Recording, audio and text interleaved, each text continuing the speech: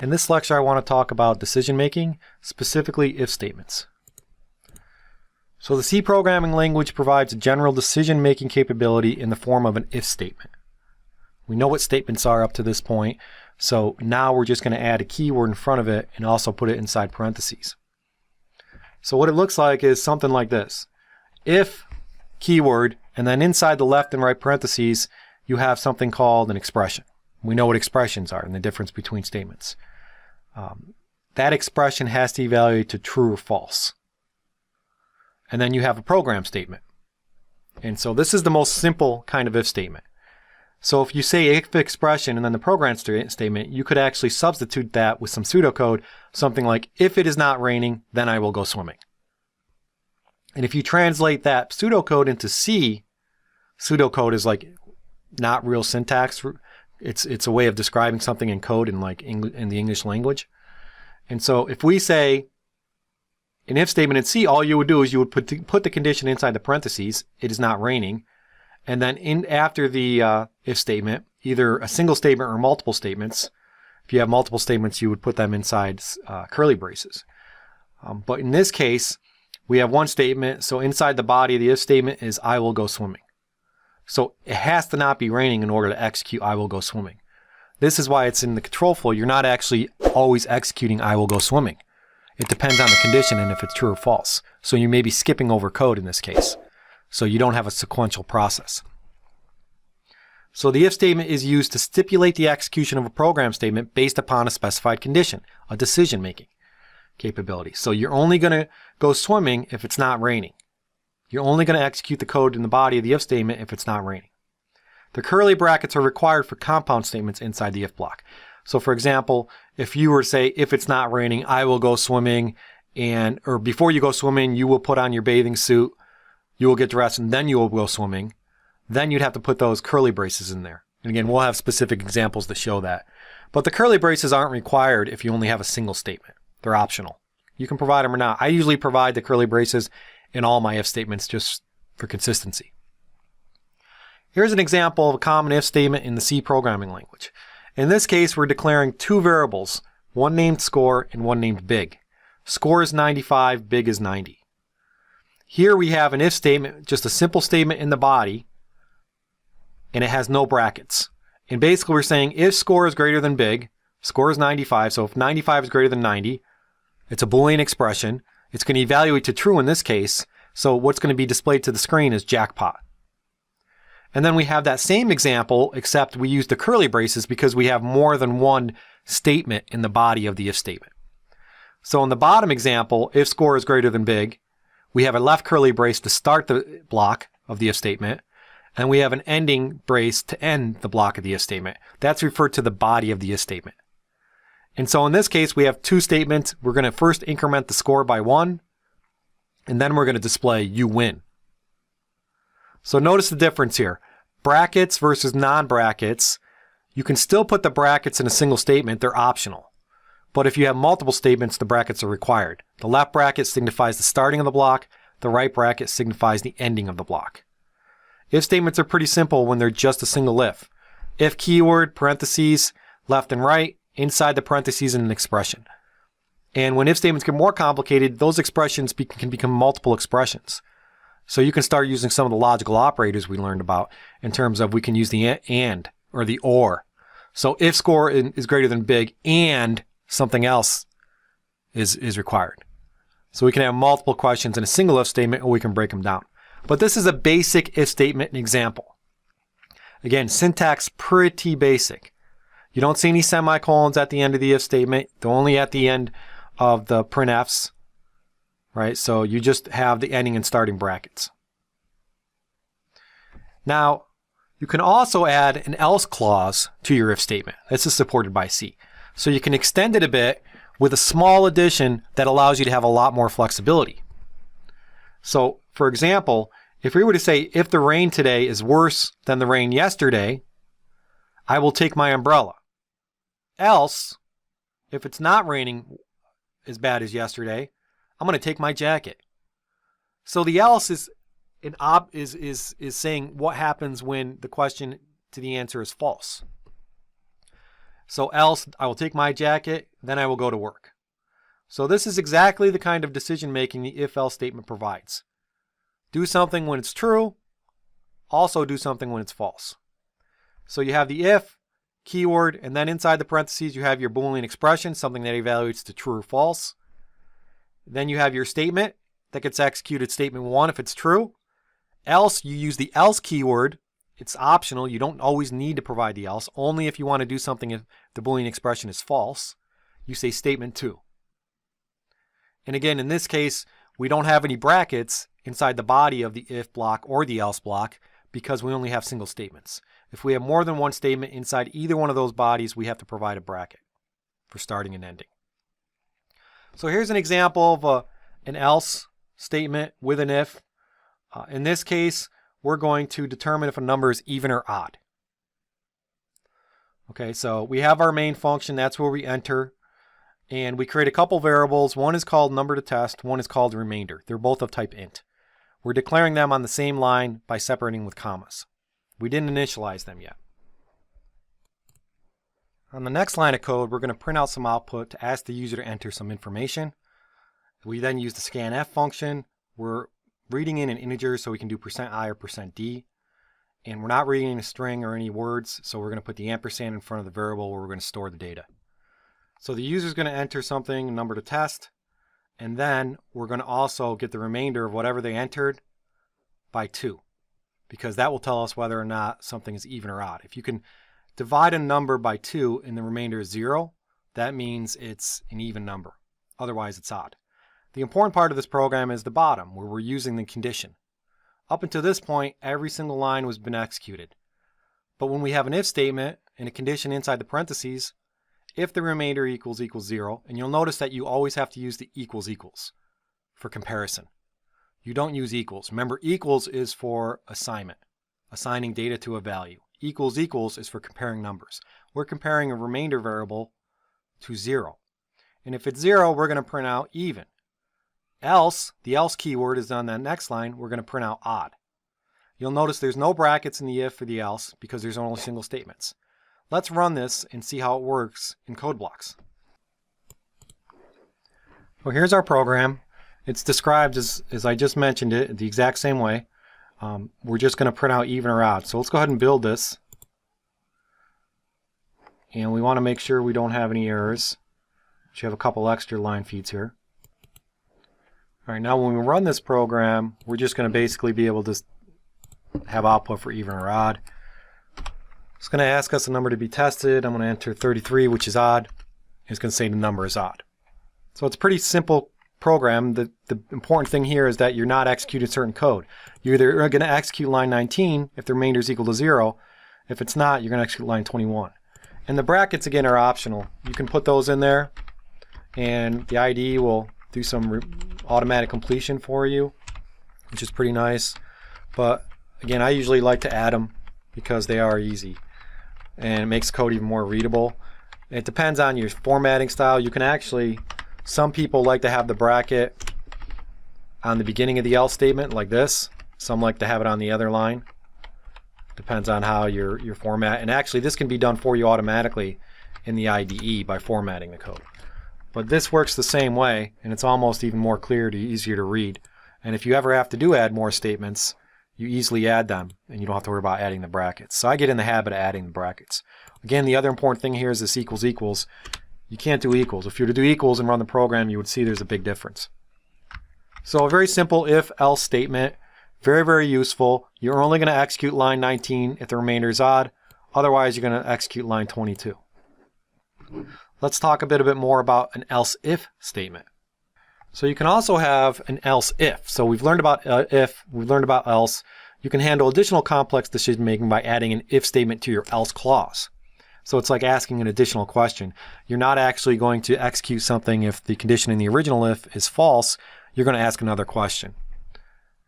So you say if expression 1, you have some code that's going to execute if it's true. Otherwise, you say if after it, which is perfectly legal. This is an if statement inside of an else statement. Then you execute program 2, else you execute something else.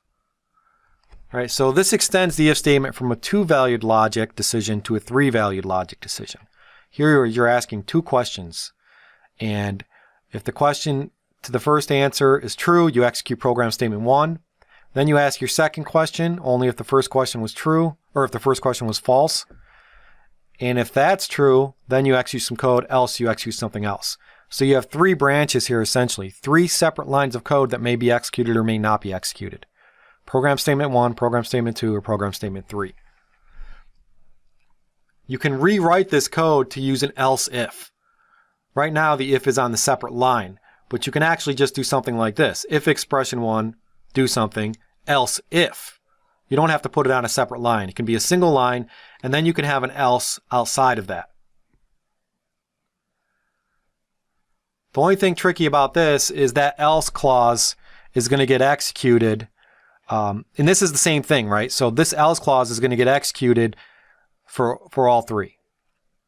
So it's a little confusing in the first example because it looks like the second else is only being executed if the other if is false, but it's really being executed if the first expression is false as well. If you would have brackets in there, you could actually nest those if statements, and the outer, the last else, would only execute based on the question of the second if answer. We'll get into nesting when we talk about nested if statements and nested loops. Nested if statements are just putting an if side in an if, and you have to be careful where your else clause is, because the else has to be corresponding to the last if statement. Here's another example where we're going to actually try to implement the sine function. We're going to return either -1, 0, or 1. So this is a 3-tiered evaluation here. What this program is doing in the main routine is we're creating a couple variables of type int, number and sign. We're having the user enter a number, and we're storing it in the number variable. And if the number is less than 0, the sign is going to be equal to -1. Else, if the number is equal to 0, it's going to be 0. Otherwise, if both of those are false, its sign is going to be equal to 1, meaning it's positive. So this is an example of how the else if can be very useful. And you can have multiple else ifs. We only see one there, but we could have 100 if we wanted.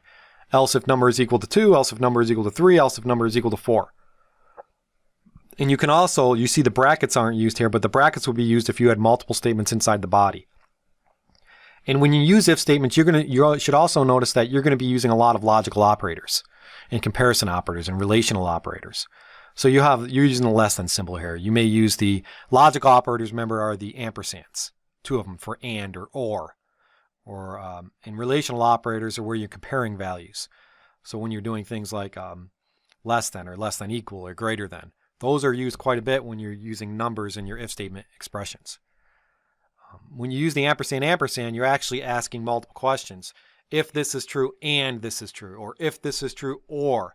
It's a way of reducing other else if statements as well. So you could rewrite this code right here if number is less than 0, and also if you wanted to have the sign, well, you couldn't actually the way it is now, but if you could put an ampersand in there, you could say if number is less than 0 and it's equal to 0, then the sign is -1 and 0. I mean, you can't do that specifically, but you can see how you could add multiple questions here. So we're going to have a specific challenge where we're going to write a program that uses if statements. These are some good examples. You'll want to put these examples inside your IDE and see what happens. But the else if is, again, a way to ask multiple questions. Nested if else statement. Nested if else statements means you can use one if or an else if statement inside another if or an else if statement. So that's why it's referred to as nesting. You can use multiple things inside, and you can keep doing that over and over and over. There's no limit on the number of nesting that you have in C. So the syntax looks something like this. If a Boolean expression is equal to true, then inside that, and when you do nesting, usually you want to use the brackets, even though you don't have to for single statements because it makes it much more readable. So if the Boolean expression is 1 is true, then inside there you say if Boolean expression 2 is true. You would not actually execute if Boolean expression 2 unless Boolean expression 1 was true. Okay? And then inside the body of the Boolean expression 2, you would execute code if that's true. So an example of a nested if statement would look something like this. if game is over equals 0, and then inside there, if player to move equals U, then you have a print. The key here, noticing there's no brackets, and it's a little harder to follow. The only way you follow this is through the indentation, which is another thing you want to do when you write if statements in blocks of code. You always want to indent the block because it makes it easier to read. Imagine if this did not have the indentation, how harder it would be to match up the else and the ifs. So use indentation, but also probably use brackets. Brackets even help even more to make it even more readable. And remember, readability is a big deal, right? Because readability helps you find and fix your errors much quicker.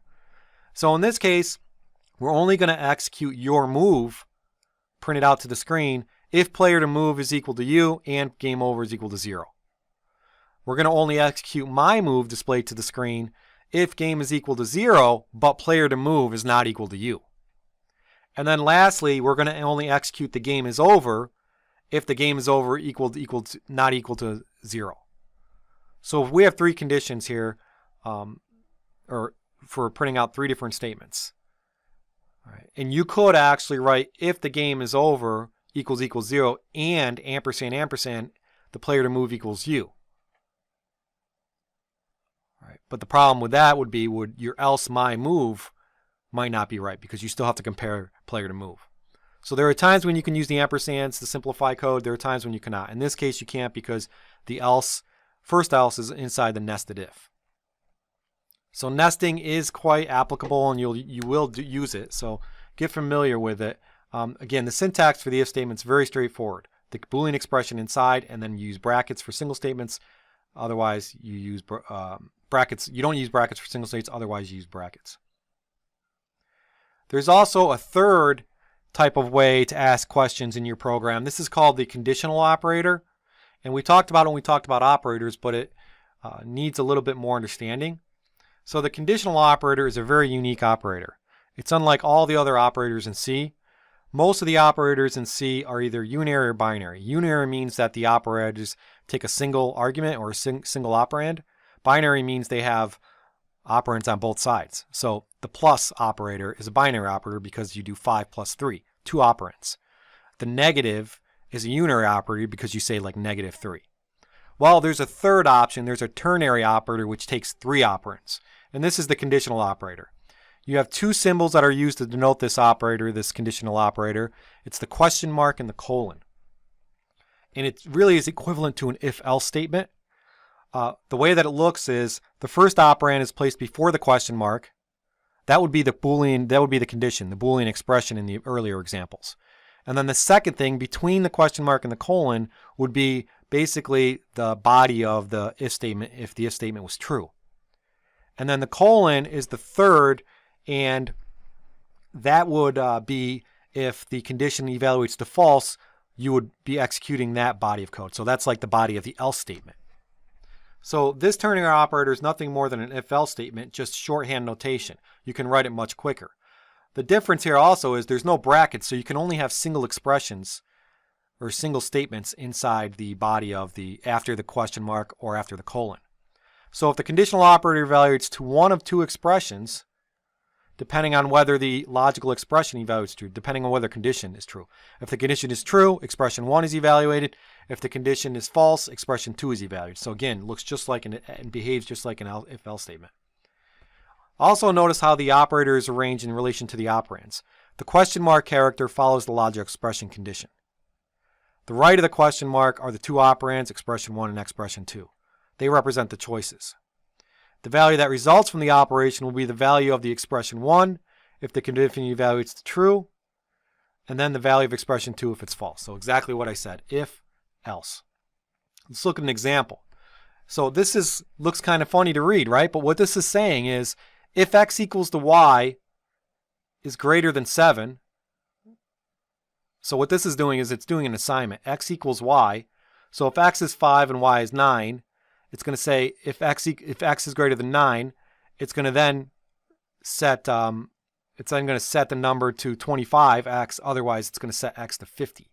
So it's a little confusing to read it first.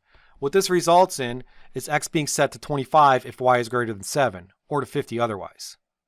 So it's an easy way to do an assignment of the expression. X equals y is greater than 7 if y is greater than 7, x equals 25, otherwise 50. That's why the x equals there is important. So the ternary operator and the conditions are on the right-hand side of the assignment. And this is typically how you use it. You say x equals the result of that ternary operator. So the entire ternary operator is y greater than 7. So it's just saying if y is greater than 7, 25, otherwise 50. And then you assign that to x.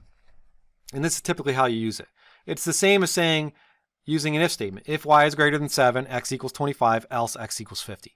But it's much less code, right? The limitation of this conditional operator is you can only have two variables written using the conditional operator.